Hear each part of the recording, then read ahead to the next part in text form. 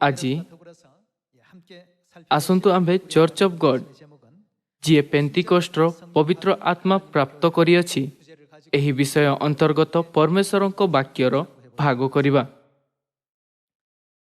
ଆପଣଙ୍କୁ କ'ଣ ଲାଗୁଅଛି କି ଚର୍ଚ୍ଚର ମିଶନ କ'ଣ? ଚର୍ଚ୍ଚର ମିଶନ ଆତ୍ମାଙ୍କୁ ରକ୍ଷା କରିବାର ଅଛି, ହଁ ନା? ଯଦି ଚର୍ଚ୍ଚ ପାଖରେ ଉଦ୍ଧାରର ପ୍ରତିଜ୍ଞା ନାହିଁ, ତେବେ ଚର୍ଚ୍ଚ ନିରର୍ଥକ। କୌଣସି ଫରକ ପଡ଼ିବ ନାହିଁ କି ବାହାର ରୂପ କେତେ ଚମତ୍କାର ଓ ସେଠାରେ ଫୁଲର ଶବ୍ଦ ଅତି ପ୍ରବାହିତ ହେଉଅଛି। ଯଦି ଚର୍ଚ୍ଚ ପାଖରେ ଉଦ୍ଧାର ନାହିଁ, ତେବେ କ'ଣ ହେବ? ଚର୍ଚ୍ଚ ପାଖରେ କୌଣସି ଜୀବନ ନାହିଁ। କ'ଣ ଆପଣ ଏଥିରେ ରାଜି ନୁହନ୍ତି? ଚର୍ଚ୍ଚର ମିଶନ ସମସ୍ତ ମାନବ ଜାତିଙ୍କ ସହିତ ପରମେଶ୍ୱରଙ୍କ ପ୍ରତିଜ୍ଞା କରାଯାଇଥିବା ଉଦ୍ଧାର ଭାଗ କରିବା ଦରକାର। ତାହା ଦାୟିତ୍ୱରେ ଥିବା ସଂଗଠନ ହିଁ ଚର୍ଚ୍ଚ।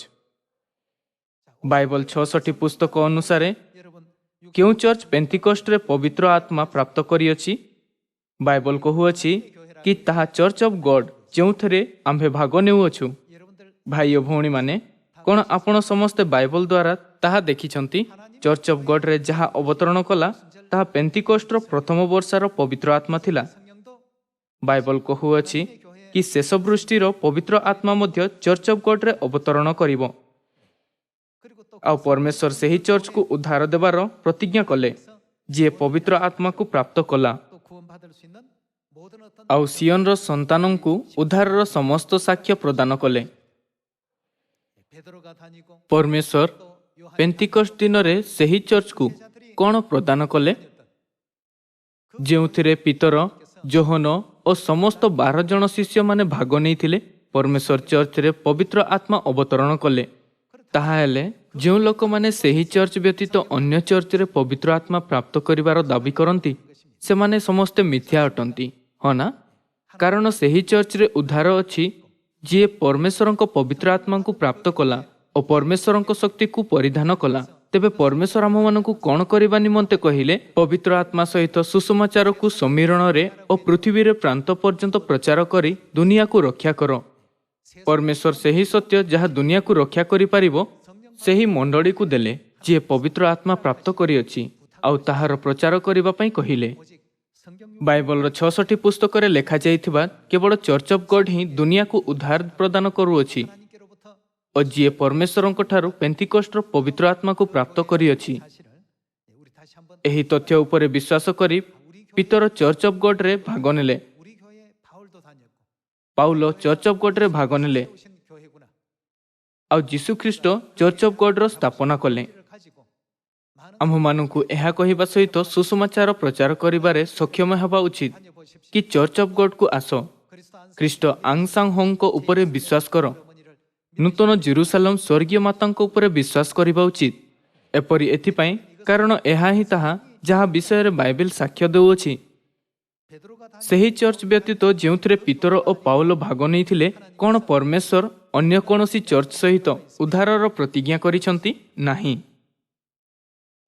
ଚର୍ଚ୍ଚ ଯାହା ଯୀଶୁ ସ୍ଥାପନ କରିଥିଲେ ଏବଂ ଯେଉଁଥିରେ ପିତର, ଯୋହନ ଏବଂ ପ୍ରେରିତ ପାଉଲ ଅଂଶଗ୍ରହଣ କରିଥିଲେ, ତାହା ହେଉଛି ଏକମାତ୍ର ଚର୍ଚ୍ଚ ଯେଉଁଥିରେ ପବିତ୍ର ଆତ୍ମାର ଆଶୀର୍ବାଦ ଏବଂ ଉଦ୍ଧାରର ପ୍ରତିଜ୍ଞା ଅଛି। ସେହି ଚର୍ଚ୍ଚ ମାଧ୍ୟମରେ ପରମେଶ୍ୱର ଦୁନିଆର ସମସ୍ତ ଲୋକଙ୍କୁ ଅନନ୍ତ ସ୍ୱର୍ଗ ରାଜ୍ୟରେ ନେତୃତ୍ୱ କରୁଛନ୍ତି। ସେହି ଚର୍ଚ୍ଚ ଆମମାନଙ୍କ ଚର୍ଚ୍ଚ ଅଫ୍ ଗଡ୍। ଆଜି ଆସନ୍ତୁ ଆମେ ପରମେଶ୍ୱରଙ୍କ ବାକ୍ୟକୁ ଏକ ସଙ୍ଗରେ ଭାଗ କରୁଥାଇ ଏହି ସମସ୍ତ ବିଷୟ ଗୋଟିଏ ପରେ ଗୋଟିଏ ପରୀକ୍ଷା କରିବା ଏବଂ ଆମ୍ଭେ ସମସ୍ତେ ଏହାକୁ ବିଶ୍ୱାସ କରିବା ଉଚିତ କି ବାଇବଲ ସେମାନଙ୍କ ବିଷୟରେ ସାକ୍ଷ୍ୟ ଦିଏ। ଯେତେବେଳେ ଆମ୍ଭେ ଆପଣା ଚାରିପାଖକୁ ଦେଖୁଅଛୁ, ତେବେ କ'ଣ ଆମ୍ଭେ ଏପରି କୌଣସି ଚର୍ଚ୍ଚକୁ ଦେଖିପାରିବା ଯିଏ ପେନ୍ତିକୋଷ୍ଟର ପର୍ବ ବିଷୟରେ ଭଲ ଭାବରେ ଜାଣିଅଛି ଏବଂ ପର୍ବ ବିଷୟରେ ସଠିକ ଜ୍ଞାନ ସହିତ ଆରାଧନା କରୁଅଛି? ଏପରି ଚର୍ଚ୍ଚ ନାହିଁ। ତେବେ ଆସନ୍ତୁ ଆମ୍ଭେ ଏହା ବିଷୟରେ ଭାବିବା କି କାହିଁକି ନାହିଁ? ଯଦି ହିଁ ବାଇବଲରେ ସେହି ପର୍ବ ଅଛି, କିନ୍ତୁ ଅନ୍ୟ ଚର୍ଚ୍ଚ ଏହାକୁ କାହିଁକି ପାଳନ କରୁନାହିଁ? ଯେଉଁ ଚର୍ଚ୍ଚ ପବିତ୍ର ଆତ୍ମା ପ୍ରାପ୍ତ କରିଅଛି, ତାହା କେବଳ ଚର୍ଚ୍ଚ ଅଫ୍ ଗଡ୍। ଯେଉଁ ଚର୍ଚ୍ଚକୁ ଯୀଶୁ ସାମରିଆରେ ଓ ପୃଥିବୀର ପ୍ରାନ୍ତ ପର୍ଯ୍ୟନ୍ତ ସୁସମାଚାର ପ୍ରଚାର କରିବା ପାଇଁ କହିଲେ, ତାହା ମଧ୍ୟ ଏକମାତ୍ର ଚର୍ଚ୍ଚ ଅଫ୍ ଗଡ୍। ଆଉ ଏହା ମଧ୍ୟ ଲେଖା ଅଛି କି ଯେ କେହି ବିଶ୍ୱାସ କରି ବାପ୍ତିଜିତ ହୁଏ, ସେ ପରିତ୍ରାଣ ପାଇବ। ଯେଉଁ ଚର୍ଚ୍ଚକୁ ଉଦ୍ଧାରର ପ୍ରତିଜ୍ଞା ପ୍ରାପ୍ତ ହୋଇଅଛି, ତାହା ମଧ୍ୟ କେବଳ ଚର୍ଚ୍ଚ ଅଫ୍ ଗଡ୍। ଆମମାନଙ୍କୁ ଏହା ଉପରେ ଗର୍ବ କରିବା ଉଚିତ। ଅନ୍ୟ ଚର୍ଚ୍ଚକୁ ପରମେଶ୍ୱର କହିଲେ, ମୁଁ ତୁମ୍ଭମାନଙ୍କୁ କେବେ ହେଁ ଜାଣିନାହିଁ। କିନ୍ତୁ କେବଳ କେଉଁ ଚର୍ଚ୍ଚକୁ ପରମେଶ୍ୱର ଉଦ୍ଧାରର ପ୍ରତିଜ୍ଞା ଦେଇଛନ୍ତି, ଏହା ଚର୍ଚ୍ଚ ଅଫ୍ ଗଡ୍। ଏହି କାରଣରୁ ପରମେଶ୍ୱରଙ୍କ ସୁସମାଚାର ପ୍ରଚାର ମିଶନ ମଧ୍ୟ କେବଳ ଚର୍ଚ୍ଚ ଅଫ୍ ଗଡ୍ର ସଦସ୍ୟଙ୍କୁ ସମର୍ପଣ କରାଯାଇଅଛି। ଯେତେବେଳେ ଏହି ସୁସମାଚାର ପ୍ରସାରିତ ହେଉଅଛି, ତେବେ ପରମେଶ୍ୱରଙ୍କ ଉଦ୍ଧାର ପୃଥିବୀରେ ଢଳାଯିବ। ତେବେ ଦୁନିଆକୁ ରକ୍ଷା କରିବା ପାଇଁ କାହାକୁ ଜାଗ୍ରତ ହେବା ଉଚିତ? ଆମ୍ଭମାନଙ୍କୁ ଜାଗ୍ରତ ହେବା ଉଚିତ। ପିତାଙ୍କ ପୃଥିବୀରେ ଆସିବା ଦିନ ପର୍ଯ୍ୟନ୍ତ ସିୟନର ସମସ୍ତ ସନ୍ତାନକୁ ଆପଣା ସାହସ ଧରିବା ଉଚିତ, ଆଉ ସାମରିଆରେ ଓ ପୃଥିବୀର ପ୍ରାନ୍ତ ପର୍ଯ୍ୟନ୍ତ ଯତ୍ନ ସହକାରେ ସୁସମାଚାର ପ୍ରଚାର କରିବା ଉଚିତ। ଆଜି ମୁଁ ଆପଣଙ୍କୁ ଏହା କହୁଅଛି କି ଚର୍ଚ୍ଚରେ ଉଦ୍ଧାର ହେବା ଉଚିତ। ତେବେ ଆମ୍ଭେ କାହା ଦ୍ୱାରା ସାକ୍ଷ୍ୟ ଦେଇପାରିବା କି ଚର୍ଚ୍ଚ ଅଫ୍ ଗଡ୍ ପାଖରେ ଉଦ୍ଧାର ଅଛି? ଆସନ୍ତୁ ଆମ୍ଭେ ଏହି ବିଷୟରେ କିଛି ଉତ୍ତର ଖୋଜିବା। ସର୍ବପ୍ରଥମେ ଆମ୍ଭମାନଙ୍କୁ ଏହା ଜାଣିବାର ଆବଶ୍ୟକ ଅଛି କି ଆମ୍ଭମାନଙ୍କ ଚର୍ଚ୍ଚ ଅଫ୍ ଗଡ୍ରେ କେହି ବିଶ୍ୱାସର ପୂର୍ବପୁରୁଷ ଅଛି ଯାହାଙ୍କୁ ରକ୍ଷା କରାଯାଇଥିଲା। ବାଇବଲରେ ରେକର୍ଡ ଅନୁସାରେ ଚର୍ଚ୍ଚ ଅଫ୍ ଗଡ୍ରେ ଯେଉଁମାନେ ଭାଗ ନେଉଥିଲେ ସେଥିରେ ପିତର ଥିଲା, ଏବଂ ତାହା ବ୍ୟତୀତ ଆଉ କିଏ ଚର୍ଚ୍ଚ ଅଫ୍ ଗଡ୍ରେ ଭାଗ ନେଇଥିଲା? ଯୋହନ ଭାଗ ନେଇଥିଲା। ଆଉ କିଏ? ସେଥିରେ ପାଉଲ ଥିଲା। ଭାଇ ଓ ଭଉଣୀମାନେ, କ'ଣ ପିତରଙ୍କୁ ଉଦ୍ଧାର କରାଯାଇଥିଲା କି ନାହିଁ? ଯୋହନ ଓ ପାଉଲଙ୍କ ବିଷୟରେ କ'ଣ? ତେବେ ପୁଣି ଏହା ସୁନିଶ୍ଚିତ କି ପରମେଶ୍ୱରଙ୍କ ପ୍ରତିଜ୍ଞା କରାଯାଇଥିବା ଉଦ୍ଧାର ଚର୍ଚ୍ଚ ଅଫ୍ ଗଡ୍ରେ ଅଛି। ପରମେଶ୍ୱର ସୁସମାଚାର ପ୍ରଚାରର ମିଶନ କାହାକୁ ସମର୍ପଣ କଲେ? ଏହା କେବଳ ଚର୍ଚ୍ଚ ଅଫ୍ ଗଡ୍। ଅନ୍ୟ ଚର୍ଚ୍ଚକୁ ମିଶନ ଦିଆଯାଇ ନଥିଲା। କ'ଣ ଏହା ପରମେଶ୍ୱରଙ୍କ ବିଶେଷ ବିଶେଷାଧିକାରୀ ନୁହେଁ? ତେବେ ବାଇବଲ କ'ଣ କହୁଅଛି? ସେଥିରେ ନା ତ କିଛି ଯୋଗ କରିବ ଓ ନା ହିଁ କିଛି ଲୋପ କରିବ। ଆସନ୍ତୁ ଆମ୍ଭେ ବାଇବଲର ସାକ୍ଷ୍ୟ ଦ୍ୱାରା ଏହାର ପରୀକ୍ଷା କରିବା। କାରଣ ଆଜି ପେନ୍ତିକଷ୍ଟର ଦିନ। ଆସନ୍ତୁ ଆମ୍ଭେ ପ୍ରେରିତଙ୍କ ପୁସ୍ତକ ଅଧ୍ୟାୟ 2 ଖୋଲିବା ଓ ଦେଖିବା କି କେଉଁ ଚର୍ଚ୍ଚ ଉପରେ ପେନ୍ତିକଷ୍ଟର ପବିତ୍ର ଆତ୍ମା ଅବତରଣ କରାଯାଇଥିଲା। ଆସନ୍ତୁ ଆମ୍ଭେ ପ୍ରେରିତ ଅଧ୍ୟାୟ 2 ପଦ 1 ଦେଖିବା। ପେନ୍ତିକଷ୍ଟ ଦିବସ ଉପସ୍ଥିତ ହୁଅନ୍ତେ ସମସ୍ତେ ଏକ ସ୍ଥାନରେ ସମବେତ ଥିଲେ, ଆଉ ପ୍ରବଳ ବେଗରେ ବହୁଥିବା ପ୍ରଚଣ୍ଡ ପବନର ଶବ୍ଦ ତୁଲ୍ୟ ଗୋଟିଏ ଶବ୍ଦ ଅକସ୍ମାତ୍ ଆକାଶରୁ ଆସି ଯେଉଁ ଗୃହରେ ସେମାନେ ବସିଥିଲେ ସେହି ଗୃହର ସର୍ବତ୍ର ବ୍ୟାପିଗଲା, ଆଉ ଅଗ୍ନି ସଦୃଶ୍ୟ ଜିହ୍ୱାଗୁଡ଼ିକ ସେମାନଙ୍କ ଦୃଷ୍ଟିଗୋଚର ହୋଇ ଗୋଟି ଗୋଟି କରି ସେମାନଙ୍କ ପ୍ରତ୍ୟେକ ଜଣଙ୍କ ଉପରେ ଅଧିଷ୍ଠିତ ହେଲା। ସେଥିରେ ସମସ୍ତେ ପବିତ୍ର ଆତ୍ମାରେ ପରିପୂର୍ଣ୍ଣ ହେଲେ। ପୁଣି ଆତ୍ମା ସେମାନଙ୍କୁ ଯେପରି କହିବାକୁ ଶକ୍ତି ଦେଲେ, ତଦନୁସାରେ ସେମାନେ ଅନ୍ୟାନ୍ୟ ଭାଷାରେ କଥା କହିବାକୁ ଲାଗିଲେ। ପ୍ରେରିତ 2ରେ ଆମ୍ଭେ ଦେଖିପାରିବା କି ପେନ୍ତିକଷ୍ଟ ଦିନ ପରମେଶ୍ୱରଙ୍କ ବିଶେଷ ଅନୁଗ୍ରହ ଢାଳି ଦିଆଯାଏ। ଏଠାରେ ଲେଖା ଅଛି କି ଯେଉଁ ଗୃହରେ ସେମାନେ ବସିଥିଲେ ସେହି ଗୃହର ସର୍ବତ୍ର ବ୍ୟାପିଗଲା। ତେବେ ଆସନ୍ତୁ ଆମ୍ଭେ ପ୍ରେରିତ ଅଧ୍ୟାୟ 1 ଖୋଲିବା ଆଉ ଦେଖିବା କି କେଉଁ ପ୍ରକାରର ଲୋକ ସେଠାରେ ଏକତ୍ର ହୋଇଥିଲେ। ପ୍ରେରିତ ଅଧ୍ୟାୟ 1 ପଦ 12ରେ ଲେଖା ଅଛି, ଏଥି ଉତ୍ତରେ ସେମାନେ ଜିତ ନାମକ ପର୍ବତରୁ ଜେରୁସାଲେମକୁ ବାହୁଡ଼ି ଆସିଲେ। ସେହି ପର୍ବତ ଜେରୁସାଲେମ ପାଖରେ ଗୋଟିଏ ବିଶ୍ରାମବାରର ବାଟ ଦୂରରେ। ସେମାନେ ଅର୍ଥାତ୍ କିଏ? ପିତର, ଆଉ କିଏ? ଯୋହନ, ଯାକୁବ, ଆନ୍ଦ୍ରିୟ, ଫିଲିପ, ଥୋମା, ବାର୍ଥଲୋମି, ମାଥିଓ, ଆଲଫିଙ୍କ ପୁତ୍ର ଯାକୁବ, ଉଦ୍‌ଯୋଗୀ ସିମୋନ ଓ ଯାକୁବଙ୍କ ପୁତ୍ର ଜିହୁଦା ନଗରରେ ପ୍ରବେଶ କରି ଯେଉଁ ଉପର କୋଠରୀରେ ସେମାନେ ବାସ କରୁଥିଲେ ସେଠାକୁ ଗଲେ। ପ୍ରାୟ 120 ଜଣ ଲୋକ ସେଠାରେ ଏକତ୍ର ହେଲେ। ସେହି ଚର୍ଚ୍ଚରେ ଯେଉଁଥିରେ ପିତର ଓ ଯୋହନ ଭାଗ ନେଇଥିଲେ, ପରମେଶ୍ୱରଙ୍କ ପବିତ୍ର ଆତ୍ମା ଢଳାଗଲା। ସେହି ଚର୍ଚ୍ଚରେ ପରମେଶ୍ୱର ପବିତ୍ର ଆତ୍ମା ଦେବାର ପ୍ରତିଜ୍ଞା କଲେ। ଆମ୍ଭମାନଙ୍କୁ ଏହା ବୁଝିବାରେ ସକ୍ଷମ ହେବା ଦରକାର କି କେଉଁ ଚର୍ଚ୍ଚରେ ପବିତ୍ର ଆତ୍ମା ଅବତରଣ କରିଥିଲା ଓ ସେହି ଚର୍ଚ୍ଚକୁ ଯାହାକୁ ପବିତ୍ର ଆତ୍ମା ପ୍ରାପ୍ତ ହେଲା ଖ୍ରୀଷ୍ଟ କ'ଣ କରିବା ନିମନ୍ତେ କହିଲେ। ଆସନ୍ତୁ ଆମ୍ଭେ ଏହା ବିଷୟରେ ଆଉ ଏକ ବାକ୍ୟ ଦେଖିବା। ପ୍ରେରିତ ଅଧ୍ୟାୟ 1 ପଦ 6। ଅତଏବ ସେମାନେ ଏକତ୍ର ହୋଇ ତାହାଙ୍କୁ ପଚାରିବାକୁ ଲାଗିଲେ, हे प्रभु आपण कौन एही समय रे इज्राएल हस्तरे पुनर्बार राज्यभार समर्पण करुअछंती से सेमानंकु कहिले जे समस्त काल कि समय पिता स्वकृतोत्तर अधीन रे रखी अछंती ताहा तुममानंकर जानिबा विषय नुहे किंतु पवित्र आत्मा तुममानंक उपरे अवतीर्ण होएंते तुमे माने शक्ति प्राप्त हेबो आउ जेरूशलेम समस्त जिहुदा प्रदेश और समीरण पुणी पृथ्वीर प्रांत पर्यंत सुधा मोहर साक्षी हेबो। आसंतु आमे पद 8 रे परमेश्वरंक वाक्य उपरे अधिक नजर देबा। किंतु पवित्र आत्मा तुममानंक उपरे अवतीर्ण हुअन्ते तुमे माने शक्ति प्राप्त हेबो आउ जेरूशलेम समस्त जिहुदा प्रदेश और समीरण पुणी पृथ्वीर प्रांत पर्यंत सुधा मोहर साक्षी हेबो। से एही अनुरोध काहाकु समर्पण कले आममानकु स्पष्ट रूपरे एहा देखिबार आवश्यक अछि कि से केउ चर्च को एही मिशन समर्पण करिथिले। समस्त चर्च दाबी करूछंती कि परमेश्वर सेमानकु एही मिशन समर्पण करिथिले किंतु एहा कदापि सत्य नुहे कारण जीशु जेतेबेले से नीत हेले पितर जोहन जाकुब और माथियुंकु एही मिशन समर्पण करिथिले तेबे आममानकु सेही चर्च उपरे ध्यान देबा आवश्यक जेउथिरे सेमाने समस्ते जाउथिले। परमेश्वर स्पष्ट रूपरे कहिले ध्यान दियो कि पितर केउ चर्च रे भाग नेइथिला आउ जोहन केउ चर्च रे भाग नेइथिला। केवल तेबे जाई आमे निश्चित रूपरे बुझिबा कि समस्त लोकंकु केउ चर्च रे भाग नेबा उचित जहा द्वारा सेमाने परमेश्वरंक संरक्षित उद्धार रे प्रवेश करि पारिबे। आसंतु आम्भे लूका रचित सुसमाचार अध्याय 22 खोलिबा और ताहा विषय रे विस्तार रे देखिबा। पद 7 परे जेउ दिन निस्तार पर्वर मेष शाबक बलिदान करिबाकु हुए खमीर शून्य रुटी पर्वर सेही दिन उपस्थित हेला आउ से काहाकु पठाइले पितर और जोहनकु एहा कहि पठाइले आमे माने जेपरि भोजन करि पारिबु एथिपय तुमे माने जाई आममानंक निमंते निस्तार पर्वर भोज प्रस्तुत करो। एक चर्च थिला जेउथिरे पितर एवं जोहन भाग नेइथिले एवं जहार स्थापना जीशु करिथिले। सेही चर्च विषय रे जीशु कहिले एही पत्थर उपरे मु आपणा मंडली तोड़िबी। सेही चर्च केउ पर्व पालन करे से निस्तार पर्व पालन करे। एही गोटिए विषय को देखि मध्य आम्बे सहजरे जानि पारिबा जे एहा होउची सेही चर्च जेउठारे जीशु प्रथम वर्षार पवित्र आत्मा को ढाळिले एवं जहाकु सुसमाचार मिशन दिया जाइथिला हो ना। केउ चर्च नूतन नियमर निस्तार पर्वर सत्य प्रचार करुअछि एवं शिखाउअछि ताहा चर्च ऑफ गॉड व्यतीत अन्य कोनोसी चर्च नुहे। चर्च ऑफ गॉड रे एही समस्त सत्य पालन करा जाए।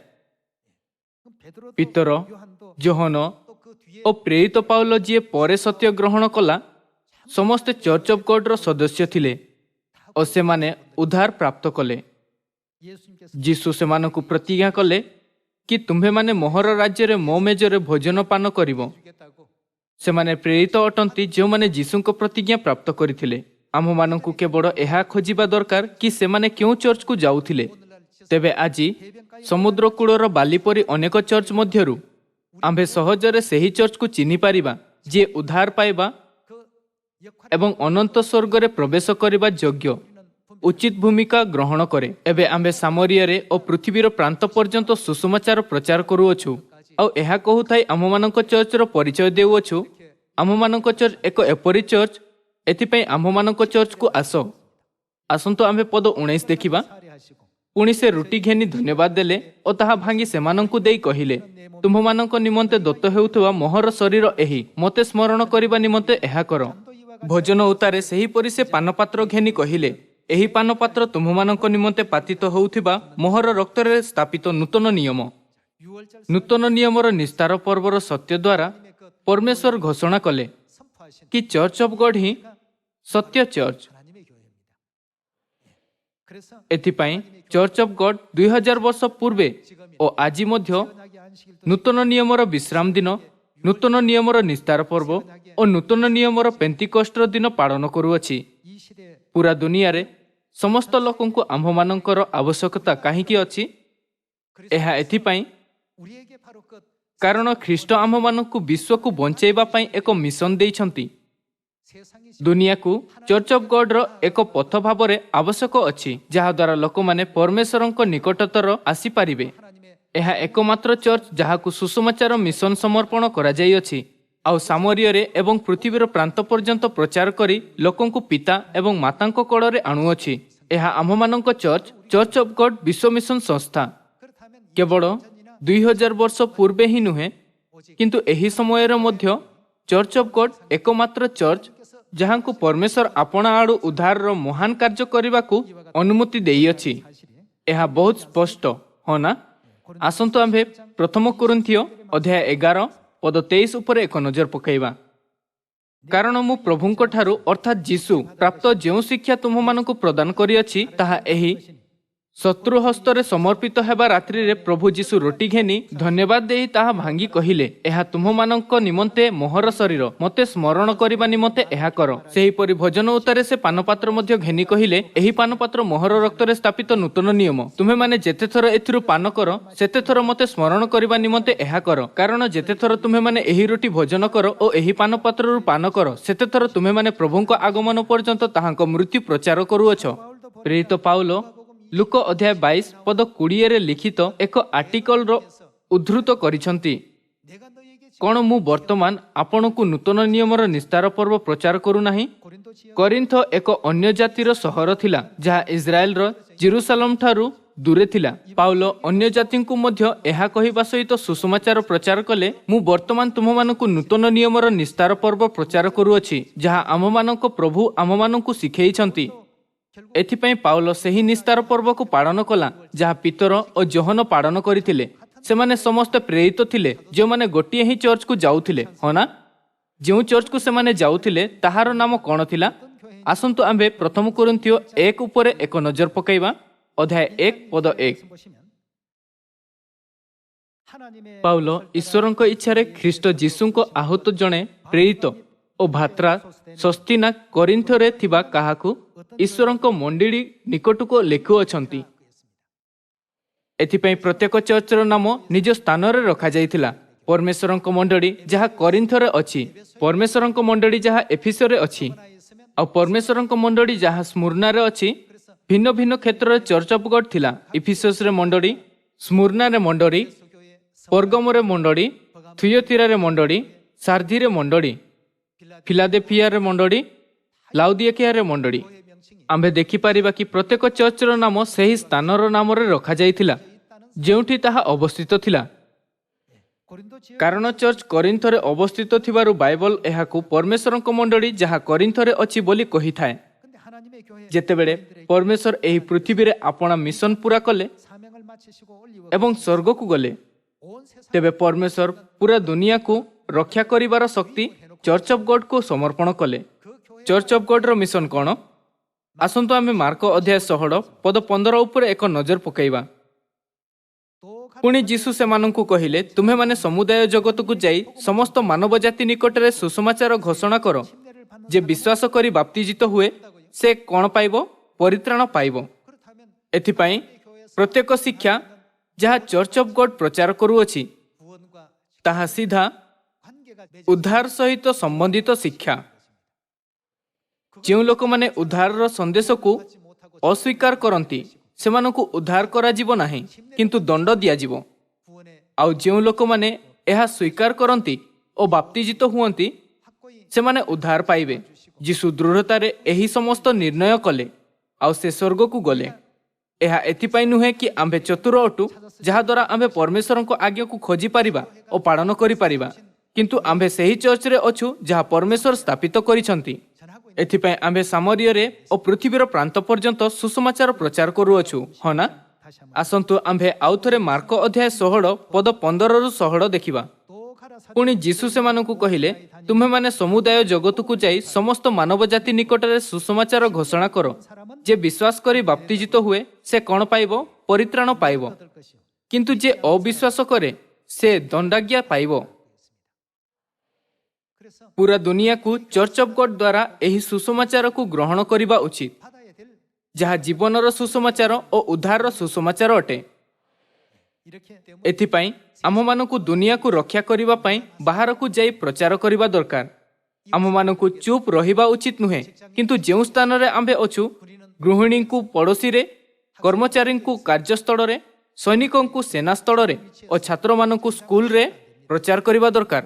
ଏହା ଏଥିପାଇଁ କାରଣ ପରମେଶ୍ୱର ଆମ୍ଭମାନଙ୍କ ମଧ୍ୟରୁ ପ୍ରତ୍ୟେକ ଜଣଙ୍କୁ ଗୋଟିଏ ଆତ୍ମାକୁ ରକ୍ଷା କରିବାର ଶକ୍ତି ଦେଇଛନ୍ତି ଯେମିତି ପେନ୍ତିକୋଷ୍ଟର ପ୍ରଥମ ବର୍ଷର ପବିତ୍ର ଆତ୍ମା ଚର୍ଚ୍ଚ ଅଫ୍ ଗଡ୍ ଉପରେ ଅବତରଣ କରାଯାଇଥିବା ଏକ ଆଶୀର୍ବାଦ ଥିଲା, ସେମିତି ହିଁ ସ୍ୱର୍ଗୀୟ ମାତା କହିଲେ, ଆଜି ପେନ୍ତିକୋଷ୍ଟର ଦିନରେ ଆପଣ ସମସ୍ତଙ୍କୁ ପବିତ୍ର ଆତ୍ମା ପ୍ରାପ୍ତ ହୋଇଅଛି। ମୁଁ ଆନ୍ତରିକତାର ସହିତ ସିୟନର ସମସ୍ତ ସଦସ୍ୟଙ୍କୁ ମାତାଙ୍କ ବାକ୍ୟକୁ ଆଉ ଥରେ ଆପଣ ହୃଦୟର ଗଭୀରତାରେ ଉତ୍କୀର୍ଣ୍ଣ କରିବା ପାଇଁ ଓ ଦୁନିଆର ସମସ୍ତ ଲୋକଙ୍କୁ ସୁସମାଚାର ପ୍ରଚାର କରିବା ପାଇଁ କହୁଅଛି, ଯାହାଦ୍ୱାରା ଆପଣ ପୃଥିବୀରେ ଆପଣ ବଞ୍ଚିଥିବା ଜୀବନରେ ପ୍ରଚୁର ମାତ୍ରାରେ ଉତ୍ତମ ଫଳ ଉତ୍ପନ୍ନ କରିପାରିବେ। ଏହାଦ୍ୱାରା ମୁଁ ଆଜିର ଉପଦେଶ ସମାପ୍ତ କରୁଅଛି। ଆପଣଙ୍କ ଧନ୍ୟବାଦ।